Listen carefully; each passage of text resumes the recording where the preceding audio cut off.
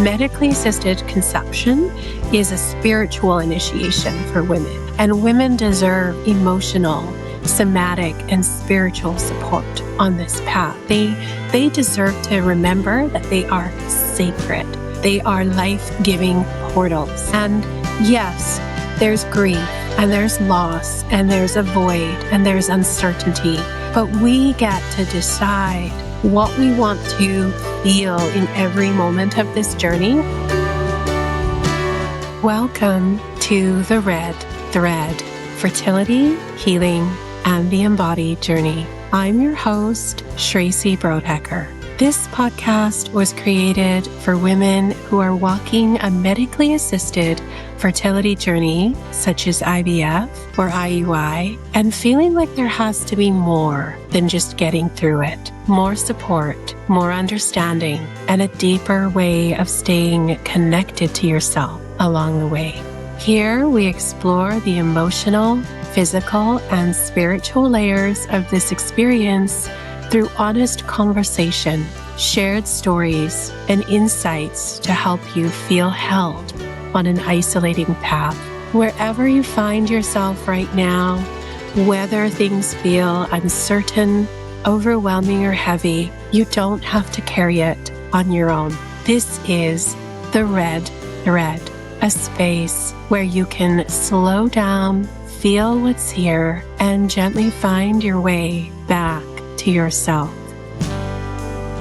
Hello and welcome. Welcome to the Red Thread, Fertility, Healing, and the Embodied Journey. I'm your host, Shreyasi.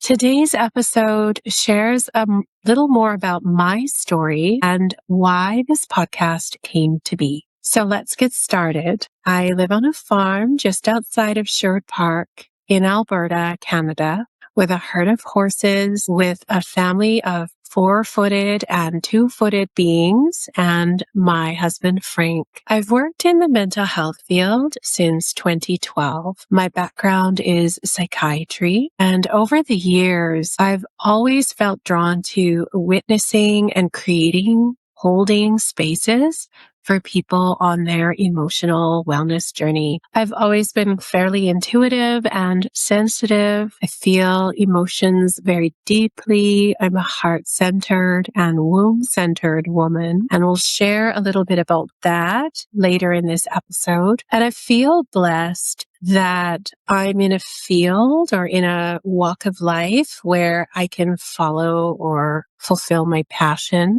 I feel very drawn to healing or guiding or just being present to individuals as they acquire or seek out their emotional wellness, wholeness, and strength. Along the way, I've been really passionate about holistic approaches to mental health. It started first with my interests in meditation and mindfulness.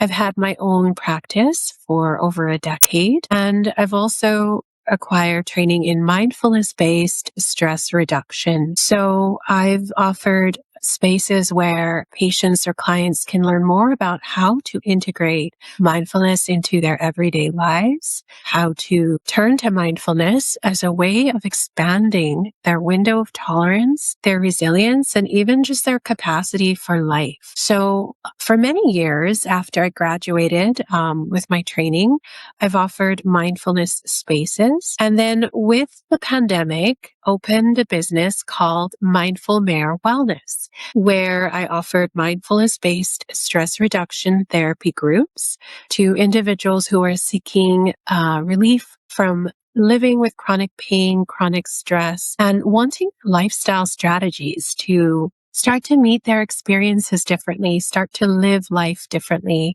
approach and handle stressful situations with intention and with ease. So that is a big part of why I do what I do and what infuses my work, even in this podcast. The other piece or half of my life and my passions is horses. I first came to know horses in 2017. I met my heart horse, Stella, and Stella is the mindful mare in Mindful Mare Wellness. When I met her, our connection was immediate. And Stella has been a guide and a teacher for me over the years. Because of Stella, I've learned the impact, the transformation that can happen when horse and human can truly connect as sentient beings. When humans are willing to meet horses as they are, listen to what they offer, and receive, that's when magic can happen. And I hope to share some of the podcast episodes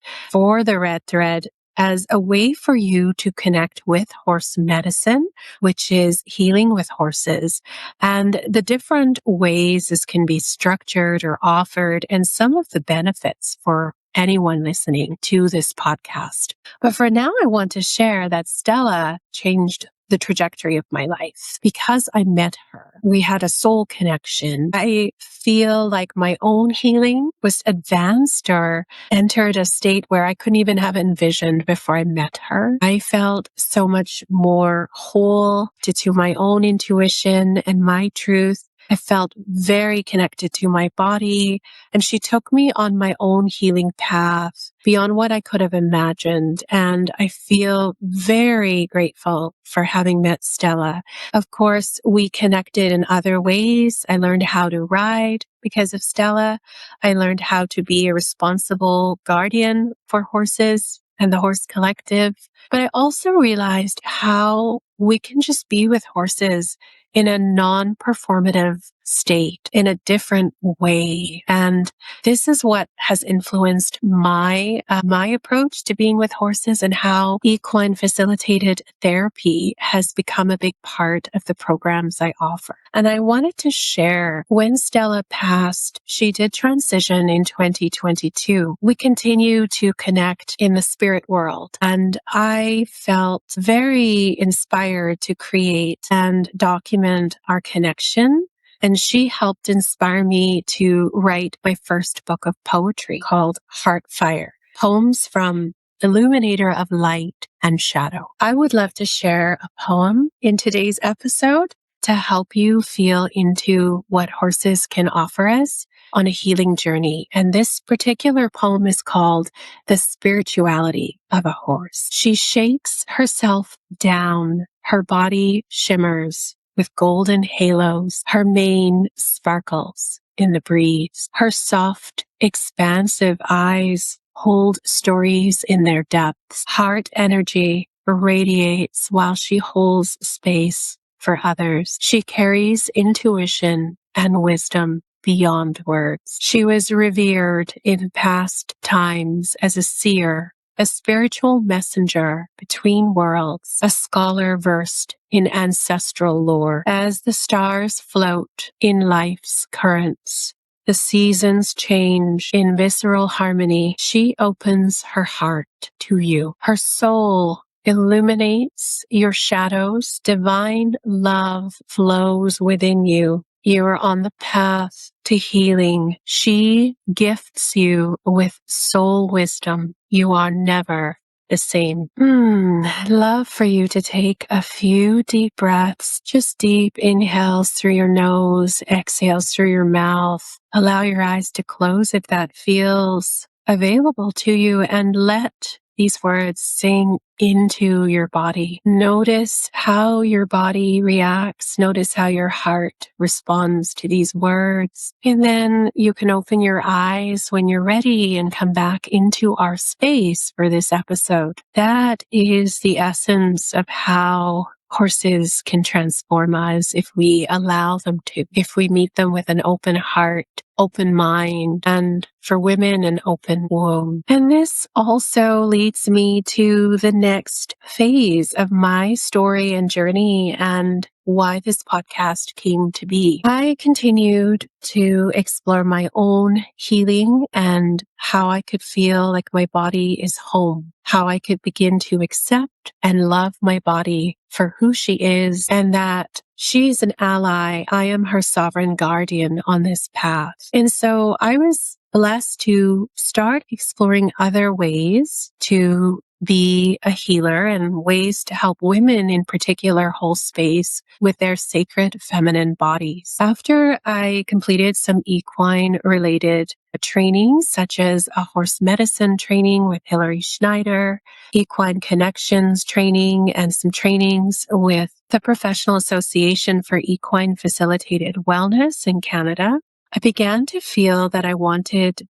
to embody a different depth in my teachings, but also in who I am as a woman and in my life. And I felt really called to learn more about my womb and what my womb offers me. And so this is the part of my story where I began to explore options for training, and I found the Womb Wisdom School offered by my friend, mentor, and teacher, Jasmine Rose. I had no idea what I would be in for going into this training. It's a 13-moon school or training where I learned how to place hands on my own body. I learned the healing medicine of my hands, of my touch, and what it means to bring devotion and reverence into touch, to connect through breath and gaze and touch with parts of my body, my sacred feminine body, including my breasts, my heart, my belly, my womb, my vulva, and inside of my pelvis. And I can't begin to describe the extent to which my soul and my heart expanded from this training. It made me a deeper woman. It gave me depths, or helped me connect to my depths in a way I'd never even known existed. It helped me widen or expand my capacities to hold space. It shifted my nervous system. And through the course of this womb wisdom training, I decided I wanted to come off birth control. Let's take a pause from the episode for a moment, as I'd love to share a few resources with you. If you're moving through your medically assisted fertility journey and feeling overwhelmed or disconnected, I've created a library of guided meditations and somatic practices to help you feel more grounded, regulated, and supported in your body. This is the Red Thread Library. If this feels supportive for you, you can explore more about the Red Thread Library at my website, www.shreysibroadhacker.com. And now let's come back to the conversation. So I've been on birth control for at least 10 to 12 years in my life, and I felt this strong calling to take myself off this medication, this exogenous hormone, and see what comes to me. I had already begun a journey of connecting to my body, and now I wanted to see where this could take me. And it felt like the right time, because I do always want to honor on our podcast timing and pace.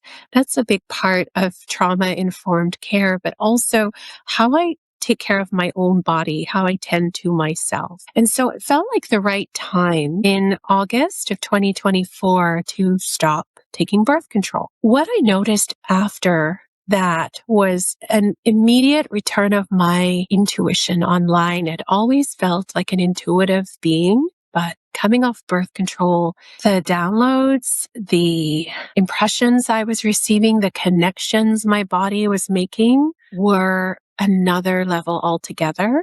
I'm not saying that this is something every woman experiences. I'm just sharing this is my story. And I was also visiting Epona Rise Center in Kamloops as part of my training with Hilary for horse medicine. And I remember being there in September. I remember meeting a beautiful mare named Kali and being with her and suddenly realizing that I want to be a mother, that I want to have the opportunity to have children birthed from my body. And so then that started me on my fertility journey. I'm in my 40s. I've been really focused on my world, on the farm, on my herd of horses, on creating through poetry and self-expression for many years. And so I'd never really given much thought to expanding my family by becoming a mother to my own children. And so in the fall of 2024, I began to sit with this idea of what it would be like to go on my own fertility journey. And that's when I began to explore my options, and it became apparent to me fairly soon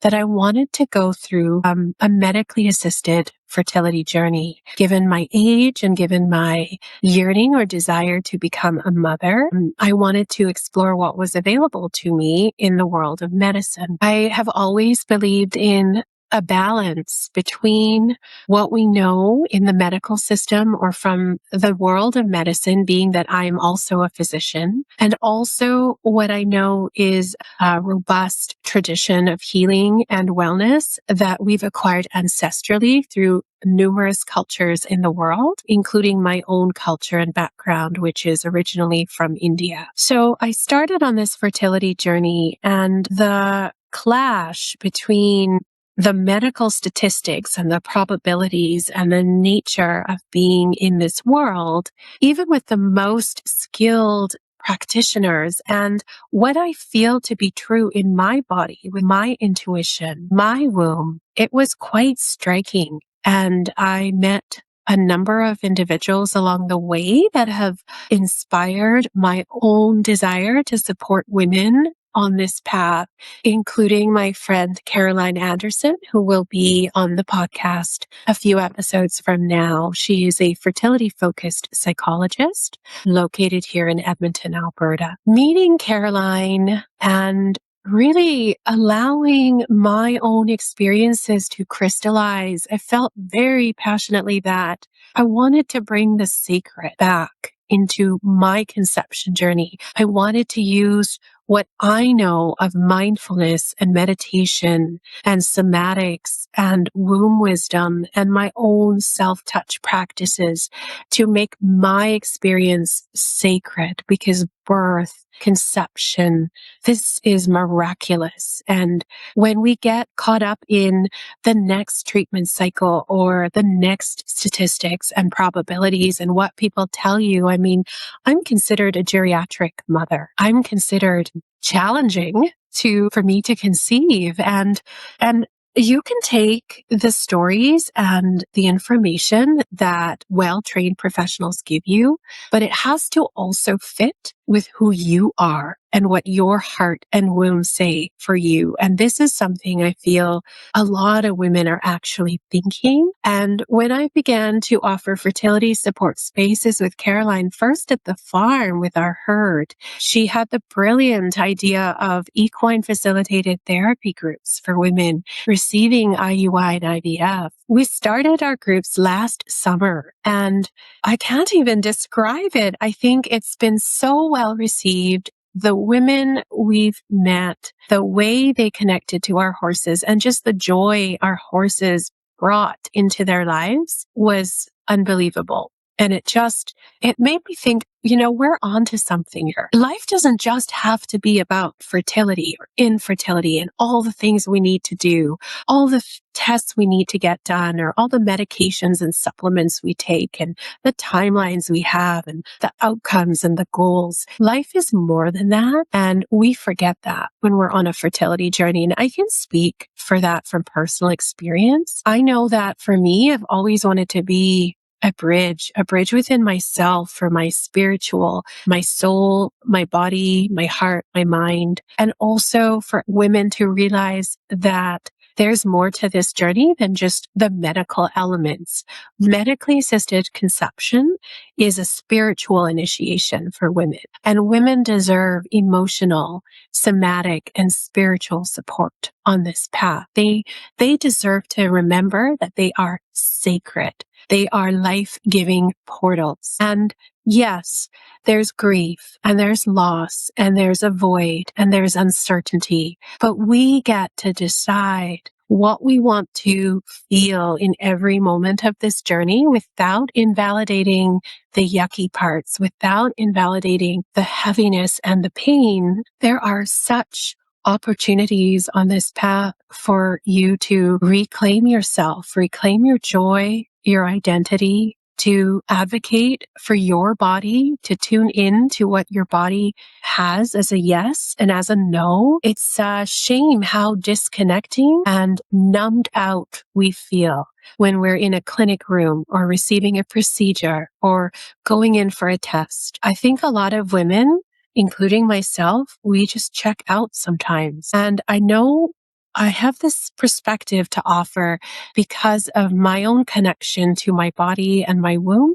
And I notice times where she feels silenced, where she feels numb, where she wants to pull away from whatever is happening in the moment in that clinic or office space. And so it's something I'm walking with you. I'm walking this journey. I don't pretend to be an expert at all, but I would love to be able to guide women in knowing that there is more on this journey, that they deserve emotional support. They deserve to feel connected to their beautiful feminine bodies, and they deserve a space where they can be witnessed and their stories can be heard. So as Caroline and I started to offer programs together, including equine assisted therapy and then fertility support spaces, I also created virtual programs where women could learn more about womb wisdom and the consciousness of their womb and how to drop into their bodies in a very gentle, trauma-informed manner. And so I will share more about my programs as we go through this podcast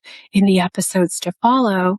But that is sort of how fertility came to be on my radar. And I'm still on my own fertility journey. It's an interesting place to be because being on this journey has, again, like when I met Stella, like when I came to know her and learned her wisdoms, being in this place of now feeling this ache to be a mother, feeling this desire, but then also not really sure when it will happen, how it will happen, and also wanting to be true to myself on this path.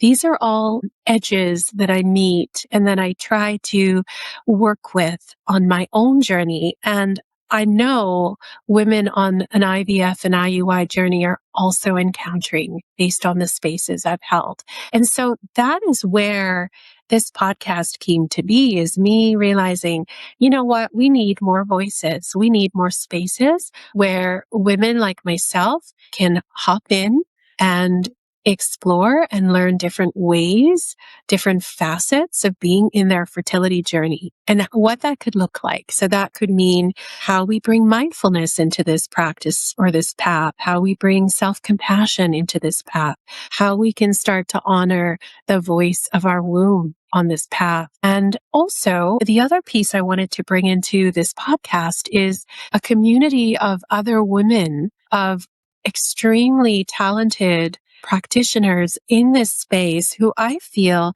have had a positive impact on my journey and who could also have a positive impact on your journey. So that is the basis of why this podcast came to be. And I also wanted to share a little on why I named it The Red Thread. Some of you may have heard this term already. It's a shamanic term, a spiritual term. The red thread refers to, and it can be defined in so many ways. This is just my way of explaining it to you in our podcast episode today.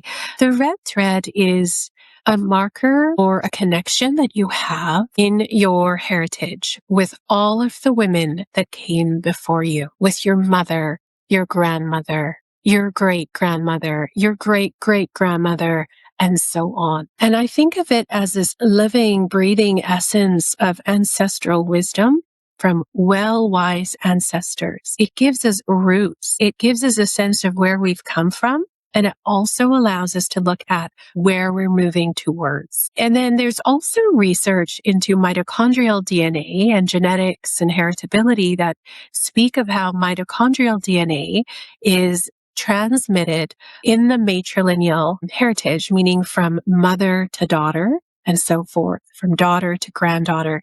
And so I like to think of the biological connections as also being the red thread. And for me, finally, the red thread also refers to this ley line across all of my offerings. My offerings are about you being able to come home to your body, what does that mean practically? That means feeling like it's okay to not live in your head. It's okay to notice the rest of you. So many of us are in our heads all the time. Our anxieties, our thoughts, our feelings, our opinions, they feel like our reality, but there's a whole other aspect to us, our bodies, our souls that we sometimes tune out of. And so for me, the red thread that unites all of my offerings is that you can learn to come home into your body. You can learn to feel what your body is feeling without shutting it out, without going into panic. You notice physical sensations.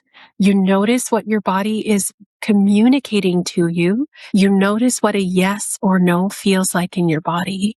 And you can actually feel in your body embodied. And so that is really the heart of my work, is compassionate embodiment. And I'll speak more on this podcast about how we can tend to the body, tend to the feminine nervous system, tend to our heart, tend to our womb, and connect to our joy and so much more. But that is where the red thread title of this podcast comes from. And in terms of where this podcast is going, I'll say this is a podcast for any woman on a medically assisted fertility journey. You might just be starting out. You might be dipping your toes in the water, exploring fertility clinics in your area, or maybe you're in a really hard place of facing that you may need assistance on your conception path. And what could that look like?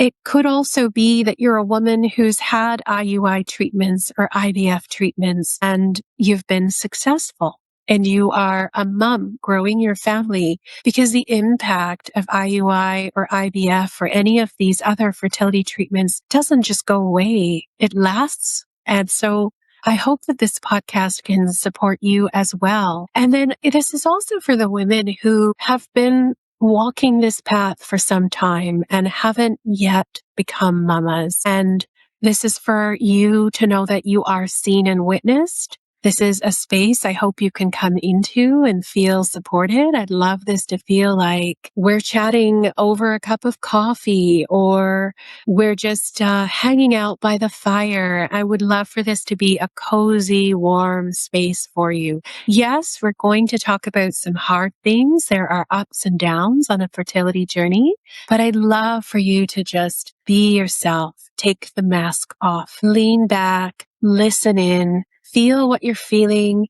notice how the episodes land for you, and please do connect. I'd love to hear feedback. If you have questions, if you have responses to something you're hearing, if you'd like to hear more about certain topics on this podcast, then I welcome all that feedback. This is for you. This space is for you. So I'd like to thank you for listening in on a bit of my story, learning about Stella and my fertility path and the red thread. And I'm so excited to spend more time with each of you in this space on future episodes. Thank you so much for listening, and I will talk to you soon. Bye-bye.